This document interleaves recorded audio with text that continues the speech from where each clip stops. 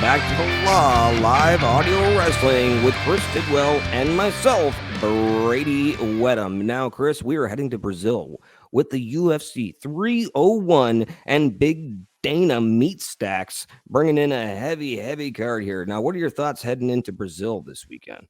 Well, listen, if you're going there, don't take Chael Sonnen as your tour guide. That's pretty much the best thing that you can tell somebody going to Brazil, because he does not get over so well down there. No, you take Conor McGregor because he owns Brazil. Well, listen, he might be doing that. I mean, he is now part owner in BKFC. Apparently. Hell of a dropping of the bomb there. But listen, UFC 301. What do I say about 301 that hasn't already been said about 300? Oh, yeah, 300 was loaded. This one was made by people who were loaded. That's what I think. Holy ayu chihuahua. Listen. Right, you want to run down the card? You want to go from front to back or back to front? Either way, you're going to end up getting poop on your fingers. This is what I'm saying, ladies and gentlemen. This main card, listen, you got Paul Craig fighting, okay, against Cal Borralho, okay? Cal is 15 wins, 1 loss against 17-7 Paul Craig. This is what's starting off the main card. Yeah, okay, decent fight, but nothing that you're going to be writing home about. Yeah. Michel Pereira, 30 wins and 11 losses against a 21-5 Ihor Potieria. Are you getting what I'm saying here? 21 wins, 30 wins, 17 wins, 15 wins. Then you've got, okay, Anthony Lionheart Smith, Jumpin' Jack Smith taking on Jumpin' Vitor Petrino. So many jumps. Vitor Petrino is an 11-0 fighter. Okay, yes. But let's get one thing perfectly clear about this one. They got a lot more hype on this guy than really should be given to him. His last you don't think there's any merit in that hype? His last fight was against Tyson Pedro. He went a unanimous decision. No knock on Pedro. Pedro's a tough guy, but we're talking about a guy in Tyson Pedro who retired right after that fight. Okay. I think he knew, if you watch that fight, he knew he was going to retire after that fight, regardless of what happened, because he was broke. Can't afford to fight anymore. So he didn't really, in my opinion, doesn't really give it his all. He's like, I'm just holding out my obligations and I'm out of here. So if you have to go 3 rounds with that, I don't know. And you've only had 4 fights in the UFC so far, and you're taking on a guy in Anthony Smith. Anthony Smith, who we all know can be hot, can be cold, can be hit, can be miss, but at the end of the day, he's got so much experience.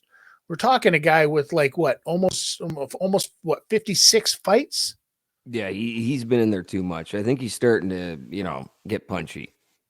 I mean, when you start yelling at your opponents about how they're the one that took your life away and broke into your house or some craziness like that he did a couple of fights ago, it might be time to hang him up. I don't know why when people like Anthony and Chuck Liddell and Diego and these guys start showing these signs, like even Tony Ferguson was showing this throughout his illustrious long career, that when they start showing these signs, they don't mandatory make these people sit down with a psychiatrist weekly. Yeah. Listen, there's a lot of these guys that do go to sports psychiatrists and whatnot to begin with, but I don't know if they go to regular psychiatrists, and who knows? I don't know the full extent of the kind of stuff, the testing that they go through. But, I mean, as well as I do, the smell tests are a surefire way for a lot of things. And this smells like Anthony Smith needs to hang him up after this. And this they're is putting the one him against a guy who's 11-0, who is a minus 600 favorite to Anthony's plus 400. Yeah. Like, this is crazy, even the odds on this. You know what I mean? In the opening fight, Paul Craig is a plus 385 to Borralho's minus 575. Michel Pereira, minus 550. Vitor Petrino, minus 600. Right? The only Brazilian that's not a favorite on this main card is Jose freaking Aldo. Which is nuts because he's coming into his own again. It's like he finally got rid of that Conor McGregor rut. He finally got Connor out of his life, right? I think that this is so because remember Jose retired and then he came back. And I think that this is just a one-off because they knew that this Brazil card was so weak. They needed something, and nothing says Brazil like a Jose Aldo fight. Yeah, no, and they go rabid for him there. They go rabid for him. They used to go rabid for Anderson Silva. Like Brazil, the Brazilian crowd, it kind of makes up for how lackluster some of the fights may potentially be. But you never know. The sport is obviously one of those things where we've been wrong many a time on this show and previous shows that we've done where we're like, oh, I don't know if this is going to be the greatest card. And then it turns out to be fantastic. Here's where I think MMA and combat sports are at.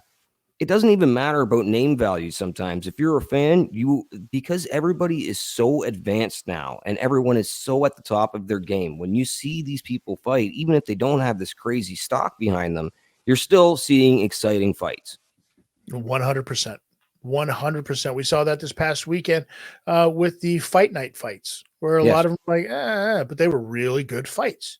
And anytime you see Pantoja fight, you know you're in for a war, man. Well, let's talk about that because, listen, you've got Alejandro Pantoja, right, taking on Steve Erceg. Mm-hmm. That's right, ladies and gentlemen. You heard me say that right. Steve Erceg. Okay? Listen, Alejandro Pantoja is a tremendous champion. The flyweight division, I mean, he's decimated everybody. Yeah. He's gone through everybody. And his opponent, are you ready for this? This is how much Pantoja has gone through the entire division. Is Jalapeno. They're feeding him a guy who's on his fourth fight in the UFC. Yes. Fourth. His last fight was against Matt Schnell.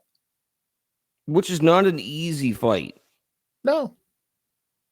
5 years ago.